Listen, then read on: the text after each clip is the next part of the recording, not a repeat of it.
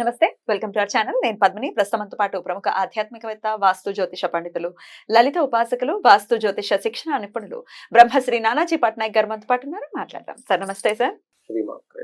Sir, కోల్కతాలో జరిగినటువంటి trainee doctor గారి మీద జరిగినటువంటి అది అంశం నిజంగా చాలా చాలా హేయమైనటువంటి ఒక విషయము, అలాగే చాలా బాధాకరమైనటువంటి విషయం.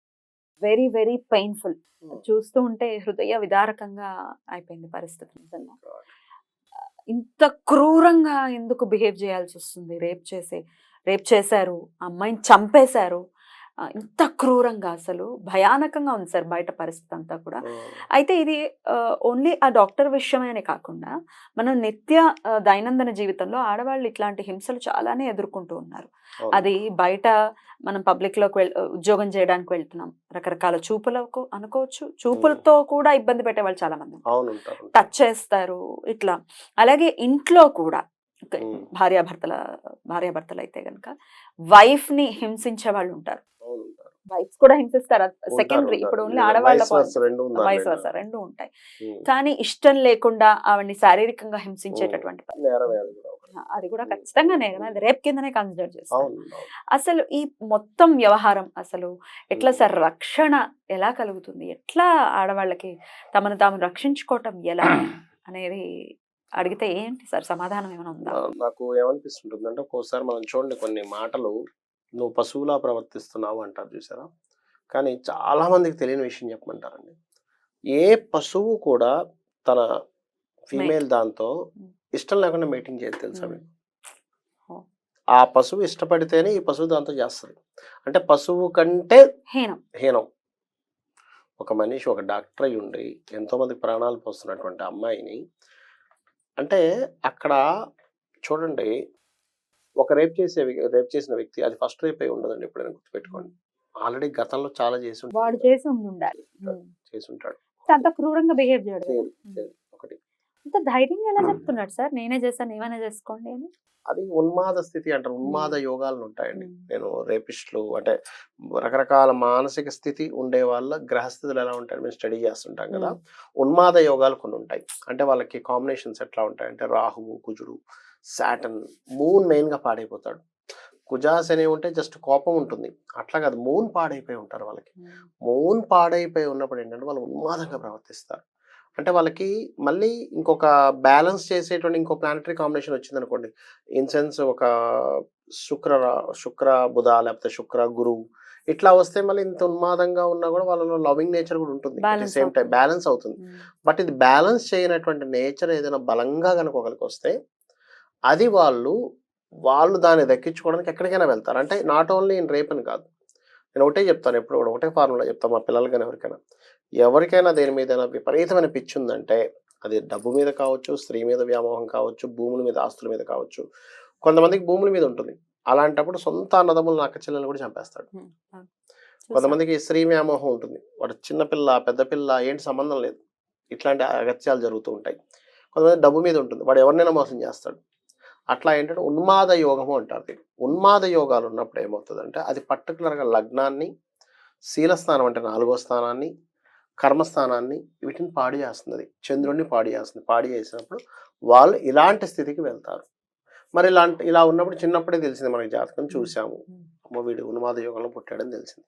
అలాంటప్పుడు ఏం చేయించాలి అంటే, చిన్నప్పటి నుంచే వాళ్ళకి ఆంజనేయ స్వామికి సంబంధించి నేర్పించాలి. బుద్ధి ఎలా ఉండాలనేది చెప్తుంది. హైగ్రీవ మంత్రం నేర్పించాలి పిల్లలకి. ఇప్పుడు ఏ తల్లిదండ్రి కూడా నువ్వు ఇలా తయారవ్వని ఎవ్వరూ నేర్పరమ్మా. నువ్వు బుద్ధిమంతుడు అవ్వాలి, నువ్వు దేశానికి పాటుపడాలి, మంచి పేరు తెచ్చుకోవాలి, మాకు మంచి పేరు తేవాలని చెప్తారు. ఇలా తయారవ్వమని చెప్పరు. అలాగే నేను ఇంకో మాట చెప్తాను. ఆడపిల్లను ఎలా అయితే మనం బంగారంలో చూసుకొని చాలా జాగ్రత్తగా ప్రొటెక్షన్గా చేస్తామో, మగపిల్లవాడికి కూడా నాన్న నువ్వు బయటికి వెళ్ళినప్పుడు ఇట్లాంటి సర్కిల్ నీకు ఏర్పడుతుంది, నువ్వు ఇలాంటి ఆలోచనలు పెరుగుతాయి, నీకు పొరపాటును కూడా అలాంటి తప్పులు నువ్వు చేయకూడదని ప్రతి మగపిల్లవాడికి తల్లిదండ్రులు చెప్పాలి. చెప్పటం పక్కన పెడితే, తప్పు చేస్తే సపోర్ట్ చేయడాన్ని అస్సలు చేయకూడదు. ఎంత నీచం అస్సలు చేయకూడదు సపోర్ట్. నాకు తెలిసి అట్లా చేసినప్పుడు మన దేశంలో చాలా సార్లు సపోర్ట్ చేయని వాళ్ళని కూడా చూశాను నేను. తల్లిదండ్రులు లేదు ఇట్లా చేసినప్పుడు మేము ఒప్పుకోము, శిక్ష చేయండి అనే తల్లిదండ్రులు. అదే మన దేశం గొప్పతనం చెప్పాలంటే. అయితే నేను అనేది ఏంటంటే ఇది ఒక మానసికమైనటువంటి రోగం కూడా అని చెప్తాను నేను. ఉమ్.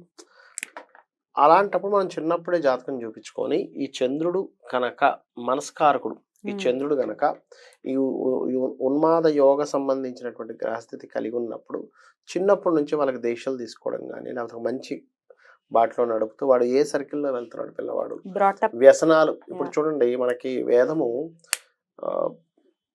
డ్రింక్ చేయడం అనేటువంటి విషయాన్ని పంచమహాపాతకాల్లో ఒకటిగా చెప్పింది. ఎందుకు చెప్పింది అనేది ఇప్పుడు అర్థమవుతుంది. వాడు డ్రింక్ చేసి ఆ పని చేశాడు అంతే, అంటే విచక్షణని కోల్పోయాడు. కోల్పోయాడు.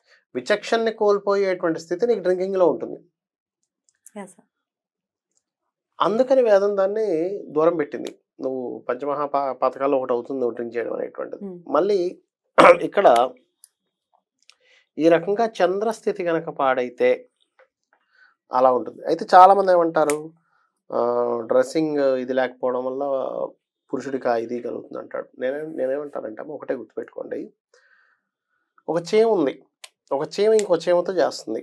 చీమకి ఏమైనా బట్టలు స్త్రీకి ఉన్నాయి. ఉన్నట్టుగా ఏమైనా రకరకాల ఆ. ఇది కనిపిస్తుందా? ఉమ్. ఒక కుక్క ఉంది, కుక్కకి ఏమైనా స్త్రీ పోలికల్లాగా ఉండే కుక్క కనిపిస్తుందా? లేదు కదా. అంటే ఏమిటి, అది మెంటల్ గా లోపల ఉన్నటువంటి ఒక ఆలోచన విధానం.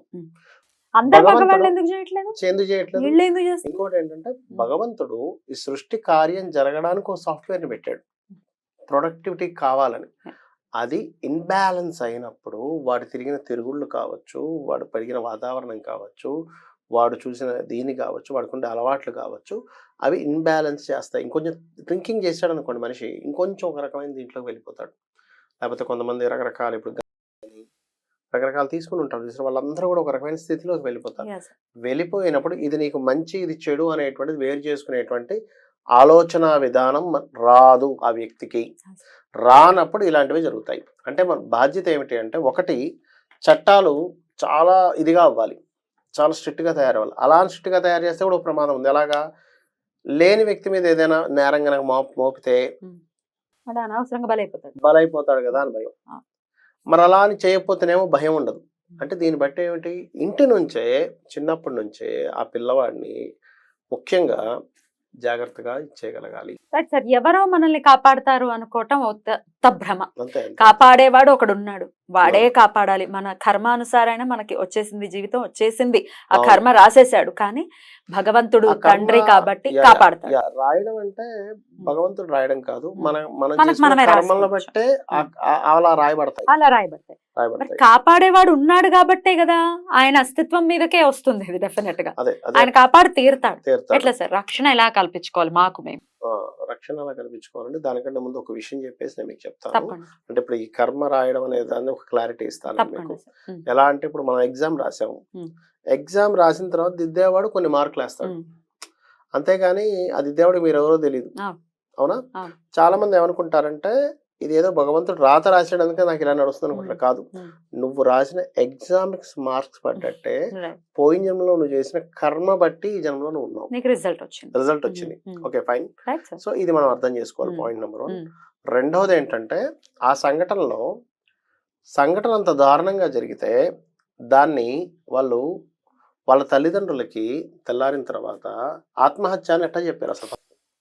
ఇంకా అసలు అమ్మ బాబోయ్, ఆ పిల్లల పడి ఉంది కనపడుతుంది, 2 కాళ్ళు కూడా ఇంత దూరంగా ఉండి పడి ఉంటే అది ఆత్మహత్యగా ఎలా చెప్పారు? Point number 1. రెండోది ఏంటంటే, అంత దారుణమైన స్థితి అంటే ఆ వ్యక్తికి అప్పటికి 3 వివాహాలై 4వ వివాహం కూడా ఇదైంది. ఆ వ్యక్తికి డ్రింక్ చేస్తున్నాడు. అలాంటి వ్యక్తిని పోలీస్ ఇన్ఫార్మర్ గా అసలు ఎలా పెట్టుకున్నారు పోలీసులు? అంటే ఎట్లాంటి అలాంటి వ్యక్తిని పెట్టుకుంటారంటే పోలీస్ ఇన్ఫార్మర్ గా ఉండి ఆయన ఎన్ని పనులు చేసి ఉంటాడు ఇట్లాంటివి. ఎంతమంది దగ్గర డబ్బులు తీసుకొని ఉంటాడు, ఎంతమందిని భయపెట్టి ఉంటాడు, ఎంతమందిని ఇబ్బంది పెట్టి ఉంటాడు, ఎంతమందిని లొంగ తీసుకొని ఉంటాడు. పోలీస్ ఇన్ఫార్మర్ అంటే ఎంతమందితో పరిచయాలు ఉన్నాయని చెప్పి ఎన్ని పనులు చేసుకొని ఉంటాడు. సిగ్గుచేటు కదా. అదొక ఎత్తు అయితే, అక్కడ అది అయిపోయిన తర్వాత లోపల రెనోవేషన్ స్టార్ట్ చేశారంటే అక్కడ ఏమి దొరకకూడదని. ఇప్పుడు ఆ చేసినటువంటి వ్యక్తికి అతను రాజీనామా చేస్తే మీరు రాజీనామా చేయడం వీల్లేదని ఇంకో దగ్గర ట్రాన్స్ఫర్ ఇచ్చి ప్రమోషన్ ఇచ్చారట. తెలుసా మీకు? ప్రిన్సిపాల్ కి. సరే, మనకు ఆ ప్రిన్సిపల్ ఎవరో తెలియదు, ఆయన ఎప్పటి నుంచి అది ప్రమోషన్ కోసం ట్రై చేస్తున్నాడో మరి ఏమిటో తెలియదు. కానీ ఇవన్నీ ఏమిటి ఒకదానికొకటి లింక్ ఏమిటి అసలు ఇవన్నీ? Yes. ఇక్కడ ఒకటేనమ్మా, నేను ఒకటే చెప్తాను. ఈ ప్రభుత్వాల ఇవన్నీ కాదు. ఫస్ట్ చిన్నప్పటి నుంచి మనం ఎలా అయితే నాన్న నువ్వు చదువుకుంటే బాగుపడతావు అని ఎలా చెప్తామో, Hmm. నువ్వు ఇలాంటివి చెయ్యకూడదు అనేది కూడా అనేది మగ కూడా పిల్లలకి. చెప్పాలంటా నేను. రైట్. మరి ఇక నేను ఇందాక అడిగినటువంటి ప్రశ్న ఎట్లా సార్ రక్షణ ఎలా Yeah, కలుగు అది exactly. ఇంట్లోకైనా కూడా సార్ ఇంట్లో Yeah. మగవాళ్ళు కూడా బాధపడుతూ మీరు అన్నట్టుగా ఇక్కడ ఒక దగ్గరే Hmm. కాదు. జరుగుతూనే ఉంటాయి. పెద్ద పెద్ద చాలా జాతకాలు చూస్తున్నాం కదమ్మా. ఒక అమ్మాయి వచ్చి చెప్తుంది నాకు, సార్ నాకు ప్రమోషన్ రావాలంటే మా బాస్ నన్ను రమ్మంటున్నాడు, ఏం చేయాలని ఫోన్ చేసింది ఒకసారి తెలుసా మీకు? ఓపెన్ గా ఓపెన్ గా. ఏదో చిన్నవాళ్ళు ఇప్పుడు ఏదో చదువుకోలేదో లేకపోతే విచక్షణ లేదని కాదు, పెద్ద పెద్ద హోదాల్లో ఉండేవాళ్ళు, మంచి మంచి ఐఏఎస్ ఐపీఎస్ ఆఫీసర్స్ కూడా అసలు ఒక ప్రమోషన్ కావాలంటే ఒక Yeah. స్త్రీని ఇబ్బంది పెట్టినటువంటి కేసెస్ నేను చాలా చూసా. చదువు అసలు ఎక్కడ రిలేట్ కాదు ఇది. కాదు కాదు, అది విచక్షణ, అది వేరు. అంతే. అది అది వేరు. సంస్కారం వేరు, చదువు సంస్కారం వేరు. వేరు, చదువు వేరు. Definitely. సంస్కారం చదువుతూ వస్తుంది అనుకుంటే తప్పదు. తప్పదు. Correct sir. అది పెంపకం వల్ల వస్తుంది. Correct sir. అది వాళ్ళంతట వాళ్ళ ధర్మ మార్గంలో ఉండాలనుకోవడం వల్ల వస్తుంది. రైట్. సో ఇదేంటంటే మనం ఫస్ట్ సంస్కారాన్ని నేర్పాలి పిల్లలకి. అయితే ఇక్కడ రెమెడీ ఏమిటి అంటే ఒకటేనమ్మా, గుర్తుపెట్టుకోండి. Hmm. ఎవరికైనా కానీ ఒక ఇబ్బందిలోకి వెళ్ళిపోతున్నాము అని అనుకున్నప్పుడు దుర్గానామం బ్రహ్మాండంగా పనిచేస్తుంది. Okay. దుర్గానామం బ్రహ్మాండంగా పనిచేస్తుంది. నిజంగా కనుక నమ్మకం ఉంటే రామనామం ఇంకా బ్రహ్మాండంగా పనిచేస్తుంది. Hmm.